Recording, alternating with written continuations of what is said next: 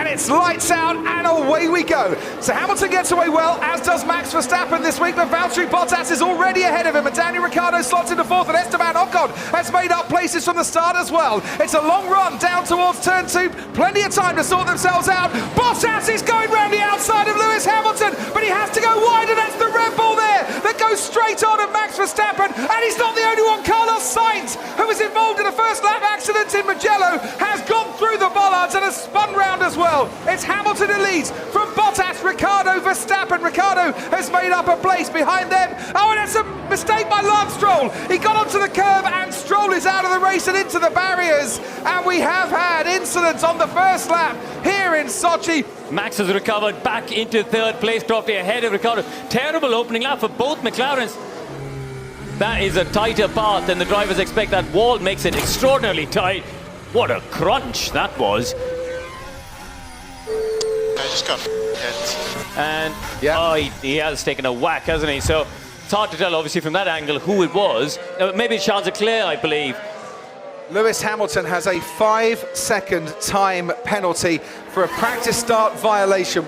He's got a violation 1, and a violation 2 has now come up as well for another 5-second time penalty for Lewis Hamilton. I've never seen this before, where there are 2 practice start violations. So that should mean then 10 seconds added to Lewis Hamilton's race time.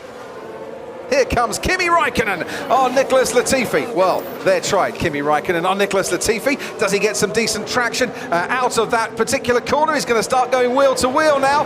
The most experienced driver on the grid gets past the driver with the least amount of races on the grid. Kimi Raikkonen puts himself up into 14th place. Meanwhile, there's all manner of action going on right at the back of the grid, involving Alex Albon, George Russell and Lando Norris. Norris is ahead of Russell, but Russell is a fast thing in a straight line, as you can see, with the Williams. And now Albon and Norris are going wheel to wheel, and Norris is now starting to struggle. He started that main straight as the lead car of this trio, and he's now at the back, but for how much longer? Because he's going to try down the inside at turn 3. Here comes Lando Norris. Alex Albon staying just ahead as Norris goes a little bit wider than he would have wanted, but Russell down in 16th place is now ahead, or still ahead, of Alex Albon now, with Lando Norris starting to slip back a bit. Perez is down in 6th place. Would quite like to clear that Renault of Daniel Ricciardo, and he's got DRS to help him, and he's a lot closer on this particular lap, and he's going to have to go the long way around the outside at turn 2. Ricciardo positions his Renault very nicely indeed, and doesn't go deep enough to allow Perez to make the old switcheroo, but Perez now fighting him on the inside through turn 3. Has he got ahead by the time they put the brakes on into turn 4? The answer is a resounding yes for Sergio Perez, and he gets a round of applause for those in the Racing Point garage, and 5th place is now his for the moment. Mercedes are calling Lewis Hamilton in. They wanted to come out with the tyres about 2 laps ago. Hamilton said, don't bring me in early, but they're going to bring him in right now. This is just ridiculous. Can Esteban Ocon get out ahead of Lewis Hamilton? He's going to get DRS and is going to try and get past Sebastian Vettel down this straight as well, as Ocon now accelerating out into the sunshine. He comes and out onto the racetrack, and Ocon is ahead of Hamilton, and Hamilton is ahead. Oh, Ocon is behind Hamilton, and Hamilton is ahead of Sebastian Vettel. So Hamilton gets that move done, and I think crucially is ahead as well of the Renault that is now pitted.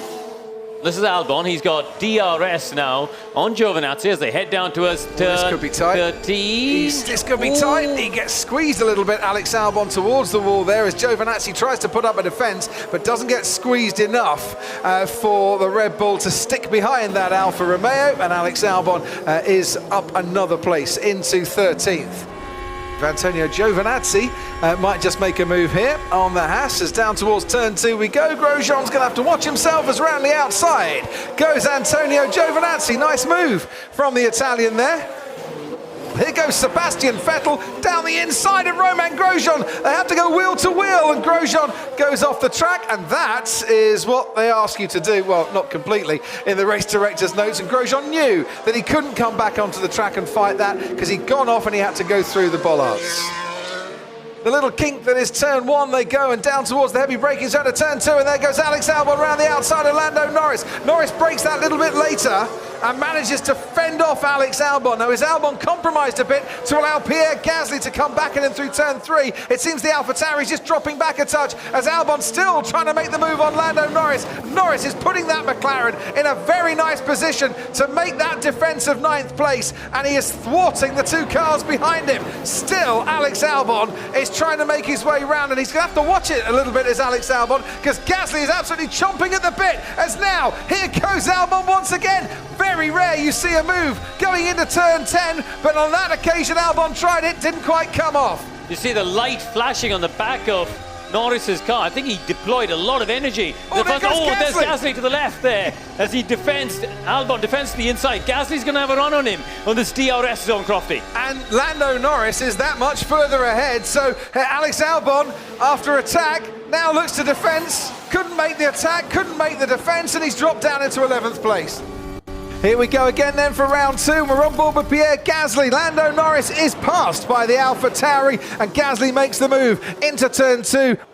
The only man to be on the podium in the last 3 Russian Grand Prix. He's on the podium this afternoon, and it's the top step of the podium as Valtteri Bottas wins the Russian Grand Prix.